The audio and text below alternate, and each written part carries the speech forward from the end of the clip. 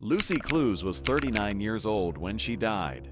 She had beautiful golden hair and lived in a small bungalow on Bath Road in West Chatsmore, Cannock, Staffordshire. To the people around her, she kept to herself, a quiet woman who shared her home with her husband Stephen. They had been together for about 4 years. To her family, Lucy meant everything. Her mother Linda said she was the light of her life. Lucy called her several times every single day. Even when things were difficult, Linda could count on those phone calls. Lucy also shared a close bond with her grandmother Elizabeth. She had siblings who cared deeply about her, but Lucy was fighting battles most people could not see. For years, she struggled with drug addiction. It made her life harder to manage, though she maintained those family connections. To the people who loved her, she was irreplaceable. December 2021 shattered everything. On December 3rd, 3 weeks before Christmas, Lucy found Stephen slumped on their bed. He was not responding. She poured water on his head, trying anything to wake him. When she realized he was in cardiac arrest, she called an ambulance. It was too late. Stephen died that day from a drug overdose. An inquest would later confirm it. For Lucy, losing Stephen was more than grief. He had been her anchor, the person who understood her struggles and loved her despite them. After his death, she pulled away from everyone. She could not cope with the reality of her loss. Her health began falling apart. She was diagnosed with pneumonia and taken to hospital. Even serious illness could not keep her from what she needed to do. On December 21st, Lucy discharged herself from hospital against medical advice. She had to attend Stephen's funeral. 4 days before Christmas, she stood at his graveside, burying the love of her life while battling pneumonia and grief that threatened to consume her. A judge would later describe her as recently widowed, grieving the loss of her husband, who she had only buried some few days before her death. Lucy returned to the empty bungalow after the funeral. She faced the prospect of her first Christmas alone. The house that had been filled with love now felt hollow. Stephen's belongings were everywhere. The bed where she had found him dying, the rooms they had shared, everything hurt. Despite her isolation, despite her grief, despite her illness, addiction still called to her. December 24th, 2021, Christmas Eve. While families across Staffordshire prepared for the holidays, 2 very different stories were unfolding. At Heemby Dovegate, 26-year-old Thomas Grant walked free. He had been released on license halfway through a sentence for shoplifting. Grant was defined by his addiction. Drugs mattered more than everything else. Despite having nowhere to go, he refused help from Staffordshire police. He was not interested in accommodation or support services. Investigators would later note that he was focused on getting his hands on drugs and had no interest in what was being offered. That same day, Lucy Clews made a decision that would cost her everything. Despite her illness, grief, and having buried her husband 3 days earlier, she left her bungalow and traveled to a flat in Hedensford. It was described in court as a drugs den, the home of a mutual acquaintance where people gathered to buy and use illegal substances. It was there that Lucy's path crossed with Thomas Grant. Lucy was drowning in grief, seeking escape from pain, but still capable of compassion and kindness. Grant was a predator whose only concern was feeding his addiction regardless of who got hurt. The people at the flat decided to make a trip together. They traveled by train to Hampstead in Birmingham to purchase drugs from a dealer known as Sonny, 250 pounds worth of drugs. During this journey, Grant told Lucy something that would trigger her fatal compassion. He explained that he had just been released from prison and had nowhere to stay.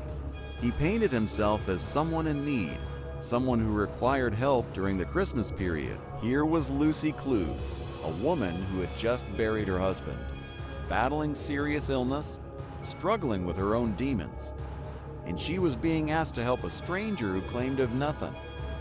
The normal response might have been to focus on her own overwhelming problems, but even in her darkest hour, she was still capable of thinking about someone else's suffering. She made an offer that came straight from her heart. Thomas Grant could stay with her over the Christmas period. She wanted company during what she knew would be the most difficult Christmas of her life. She thought she was offering the same comfort to someone else who needed it. Grant accepted immediately. Here was somewhere to stay, somewhere warm and safe while he focused on his next hit. For Lucy, this was about human connection during unbearable loneliness. For Grant, she was simply useful. They returned to Bath Road together.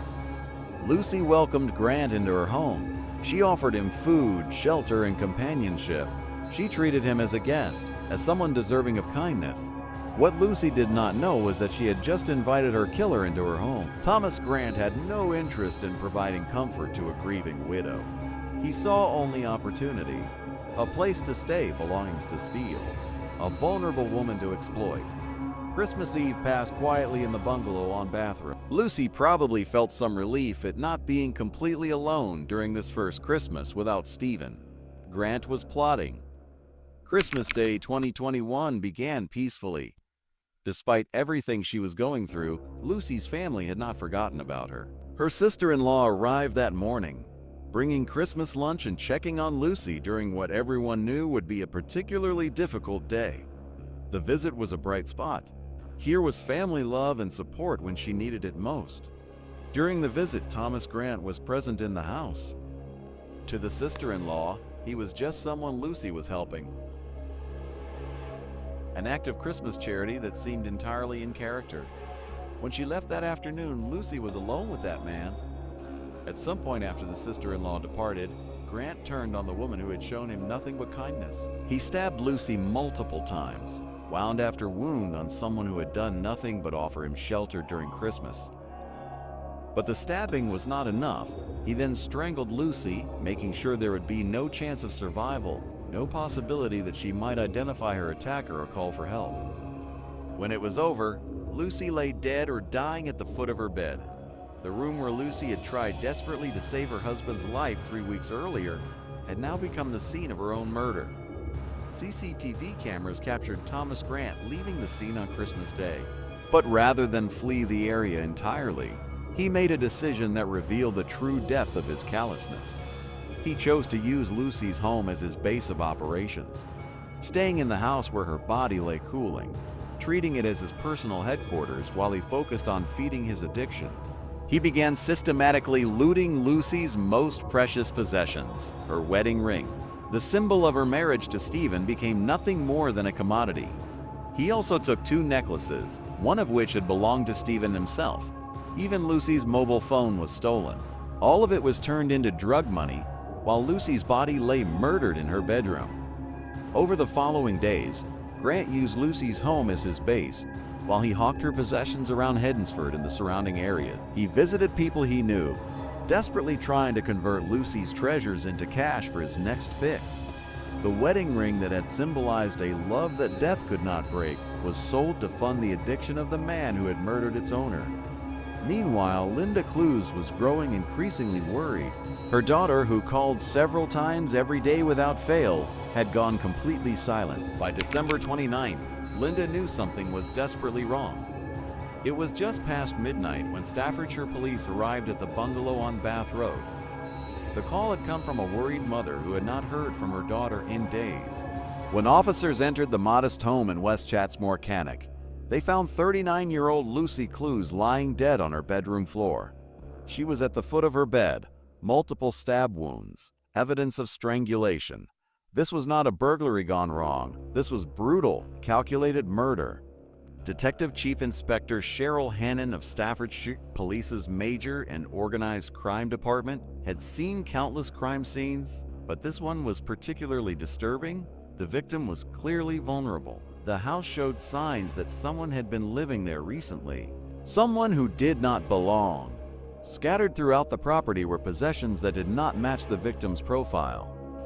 As forensic officers processed the scene, a clearer picture began to emerge. Lucy's most precious belongings were missing, but this was not a burglary. The theft was too specific, too personal. The breakthrough came when investigators found a knife at the scene. When sent for forensic testing, it revealed both Lucy's DNA and that of her killer. Grant's possessions were scattered throughout Lucy's home, confirming that he had been staying there. CCTV footage showed Grant leaving Lucy's house on Christmas Day. His attempts to sell her belongings created a clear trail leading back to him. The evidence was overwhelming, but Grant was nowhere to be found. The search did not last long. On December 30th, 2021, officers spotted Grant outside a Tesco store in Hednesford. He was wearing a COVID mask, perhaps hoping it would help him avoid recognition. When police approached and asked for his name, Grant immediately began lying, giving officers a false identity. When they asked if he had any tattoos, he said no. But when officers requested that he roll up his sleeves, the deception crumbled.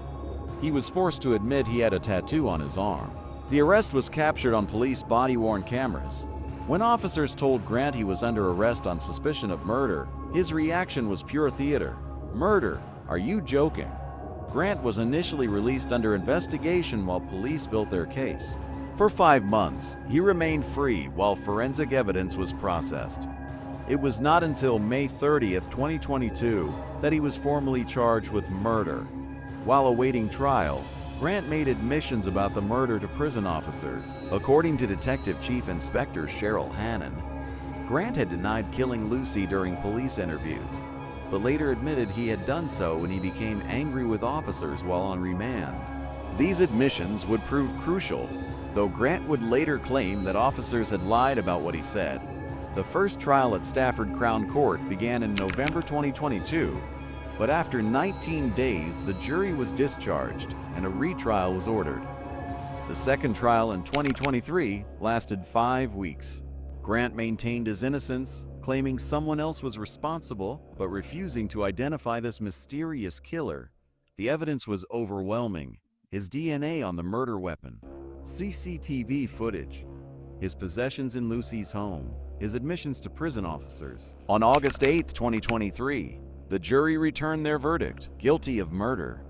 But Grant had one final insult to deliver. He refused to leave his prison cell for sentencing, declining to face justice. Judge Christina Montgomery sentenced him in absentia to life imprisonment, with a minimum term of 25 years and 152 days. Lucy's family said, "We cannot express in words the hurt we feel in losing Lucy. The sorrow and pain will never go away, but it is some comfort to us to know that justice has been served." Her mother, Linda, added, "I will always love Lucy, my daughter, and my memories of her will live on." Her grandmother, Elizabeth, said simply, "I love her and will always love her forever and always." Thomas Grant remains imprisoned until 2049, but this story is not about his punishment. It is about Lucy Clews, whose final act was Christmas kindness.